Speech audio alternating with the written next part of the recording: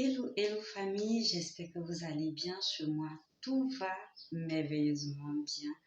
Pour toutes ceux et celles qui ont essayé de rentrer en contact avec moi par rapport aux vidéos qui avaient stoppé, également du fait que j'étais injoignable via WhatsApp, d'accord, c'est très simple.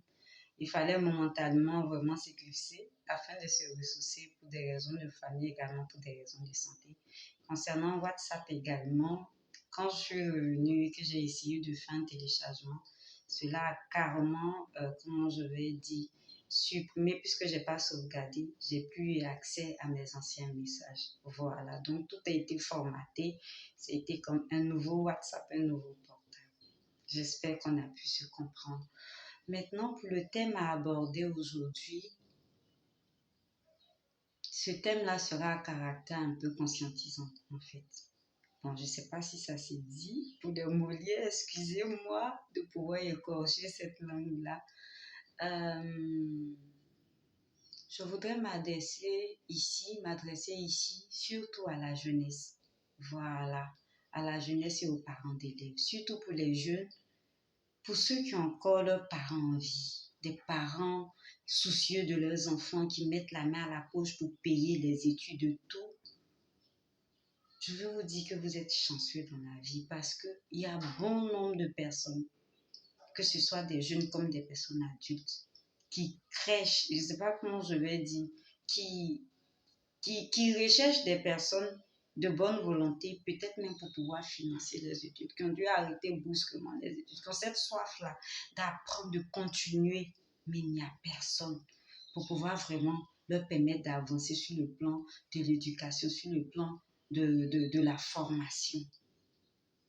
Et ça me fait mal parce que certaines personnes pensent, surtout des jeunes, pensent faire du mal à leurs propres parents en bâclant peut-être ces études-là, en étant peut-être, je ne dirais pas inconscient, mais tout ce qu'on met sur le coup de la jeunesse, tout ce qu'on appelle des erreurs, tout ça nous rattrape demain. Demain, ça nous rattrape. Vous avez la chance d'avoir des parents qui sont prêts à payer vos études. Concentrez-vous, étudiez. Parce que les parents qui sont là aujourd'hui, là, ils ne sont pas des pierres. Aujourd'hui, mourir, c'est chose tellement facile. Concentrez-vous parce que vous comptez sur les biens, les richesses de vos parents. Vous savez, tout peut disparaître en une fraction de seconde. Parce que l'héritage sur lequel tu es en train de compter pour cela, tu ne veux pas partir à l'école pour cela, tu trouves l'occasion de pouvoir faire tout et n'importe quoi. N'oubliez pas qu'on est en Afrique.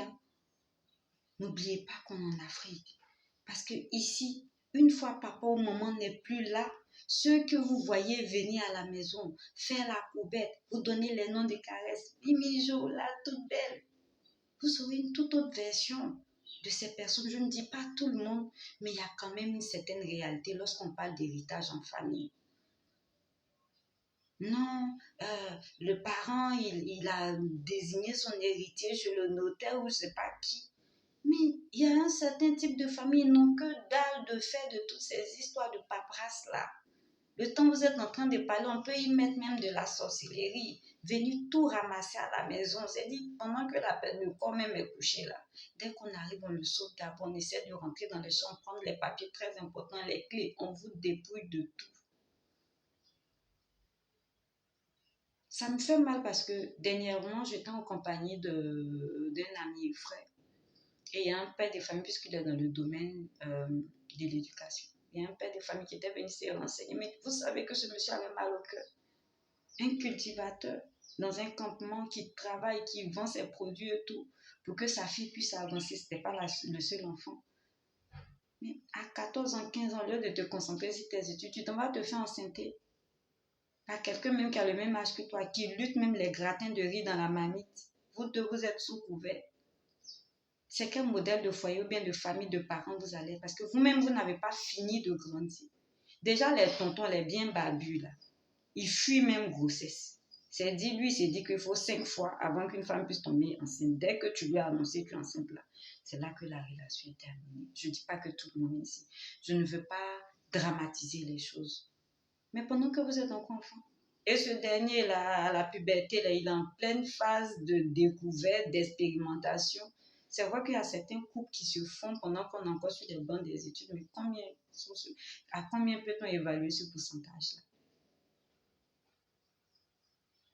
Tu vas venir te faire enceinter par quelqu'un, lui-même il se cherche dans la nature. Et il y a certains papas, eux, ils ne gomment pas ça parce que pendant que tu es en train de faire ça, mais lui, il stoppe carrément de financer tes études pour que tu sois en phase avec la réalité, la dure réalité du terrain. Concentrez-vous sur vos études. Concentrez-vous sur vos études parce que c'est ce que je suis en train de vous dire. Ne comptez pas sur l'héritage de vos parents. Essayez d'aller le plus loin possible. Je veux m'adresser aussi à nos papas. Pendant que vous êtes là, trouvez des stratégies, peut-être des comptes bloqués, faites des trucs, je ne sais pas comment je vais trouver des stratégies pour mettre vos enfants et votre femme, parce qu'il y a certains hommes, franchement, ils se cachent même de leur propre femme. Je me demande, quand tu n'as pas confiance en une femme, ne la dépose pas sur toi. Ne fais pas d'elle ton ennemi dans ta propre maison, parce que si elle est capable de préparer que tu manges, je pense que tu dois t'ouvrir à elle. Tu dois lui livrer aussi certains secrets concernant la gestion de votre maison, de votre foyer.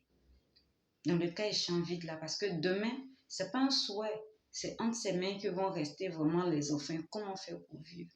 Donc, si vous ne souhaitez pas peut-être légaliser la relation, mais trouver un moyen de pouvoir les mettre à l'abri du besoin. Parce qu'on voit aujourd'hui des femmes qui sont à un certain niveau de vie, demain qui terminent comme des filles de ménage pour pouvoir joindre les deux bouts concernant le bien-être de la famille. Pas que je suis en train de fustiger ce corps de métier là, mais il y a une triste réalité. Pendant que le monsieur n'est pas là, c'est pas à ce moment-là. La femme, elle est dans un deuil, elle est en train de pleurer son homme, sa moitié, son confident, son ami. C'est pas à ce moment-là qu'elle doit être là en train de chercher où est-ce qu'elle va pouvoir, comment on appelle, se retrouver avec ses enfants. Donc, essayez d'être stratège. Ne comptez pas aussi seulement sur les histoires de notaires et tout, parce que nos parents d'aujourd'hui, là, ils deviennent un peu enragés. Et bientôt, bientôt, on va commencer à rentrer dans cette phase d'individualisme. C'est plus comme à l'Afrique d'avant où on pouvait rentrer chez les voisins, tu as fait une bêtise, on te courait, chacun chez soi, Dieu pour tous. Et même quand on retourne dans des familles, des personnes qui ont un cœur large et généreux pour pouvoir vraiment aider, comprenez que cette personne dans sa générosité ne va pas être généreuse envers une seule personne. Elle sera généreuse envers bon nombre de personnes dans la famille, des frères, des soeurs, des cousins et tout. Donc aujourd'hui, c'est beaucoup plus interpellateur. Prenez soin de vos femmes, prenez soin de vos enfants.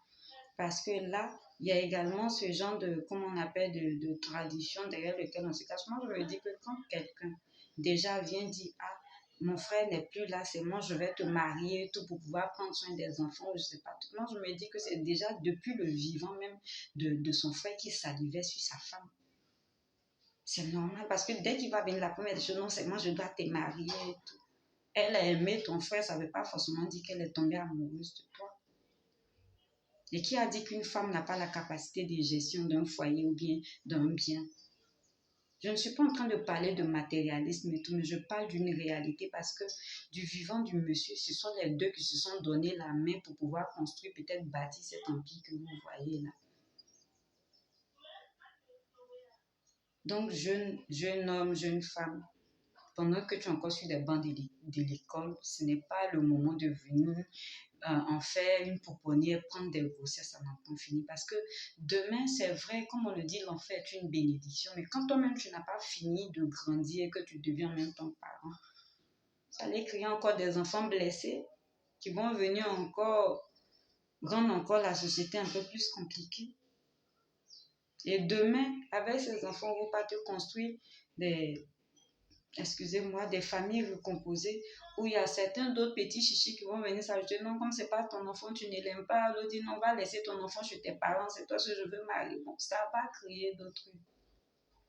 Si tu as eu un enfant coup de route, Dieu merci. Mais si tu as encore la possibilité de faire les choses comme tu dois, fais-le. Fais-le. Et après, quand tu auras réuni toutes les conditions, il n'y a pas de modèle type en fait. Mais faites l'effort de pouvoir, pendant le collège, le lycée, là, vous concentrer pour pouvoir avancer. Et une fois arrivé à bon port, si vous voulez, vous pouvez faire votre équipe de rugby, bien tu veux, tu fais 5 enfants de pères différents, tu fais ce que tu veux. Mais quand tu te retrouves avec un enfant sous la main, et il n'y a plus rien, tu te retrouves démuni, désœuvré. Attends, tu n'as plus le choix. Toi seul, tu peux avoir faim, tu peux aller même squatter sur des amis. Mais quand tu es là, l'enfant a faim, tu le regardes comment dans les yeux? Tu regardes comment ton enfant dans les yeux pour lui dire qu'il n'y a rien à manger. Il y a des souffrances que tu peux supporter seul, mais pas avec un enfant qui est en train de souffrir à tes côtés. Vous comprenez? Donc, essayez de prendre conscience de ce que vous êtes en train de faire. Les parents ne sont pas des pieds. À n'importe quel moment, ils peuvent mourir. Les pieds, on peut venir vous les ravir. Vous pouvez tomber du 9e étage jusqu'au rez-de-chaussée, même aller jusqu'au sous-sol. Concentrez-vous. Concentrez-vous. Parce que si vous vous retrouvez dans cette précarité, il arrive des moments où il y a certaines filles qui n'arrivent pas à supporter tout ça, qui peuvent se retrouver dans des relations. À ce moment-là, tu vas te livrer à quelqu'un que tu n'aimes même pas. Tu es obligé de simuler. Si ce monsieur est aussi pressant que tu vis dans cette situation, mais ils vont en profiter. Ils vont en abuser. C'est vrai qu'on ne t'a pas forcé, lui, il t'a fait la cour, tu as accepté. Mais tu sais très bien qu'au fond de toi, c'est parce que tu n'as rien à manger que tu es obligé de te retrouver dans cette situation. Donc, concentrez-vous sur vos études. Parents aussi, essayez pendant que vous êtes en vie de trouver des palliatifs, des moyens de pouvoir mettre vos enfants à l'abri. Votre femme si possible également. Donc, c'était un peu ce sujet-là que je tenais à partager avec vous. Prenez soin de vous. N'hésitez pas à vous abonner, à liker, à partager. Ça peut aider, ça peut vraiment permettre à d'autres personnes d'avoir une meilleure vision des choses. Et je tiens à préciser, je n'ai pas la vérité absolue. Je donne ma vérité. Vous avez la capacité analytique. Voilà, ce n'est pas une parole d'évangile. Mais seul le temps, comme je dis, finit par démontrer si ce qu'on vous dit est vrai ou faux. Prenez soin de vous et que Dieu vous garde.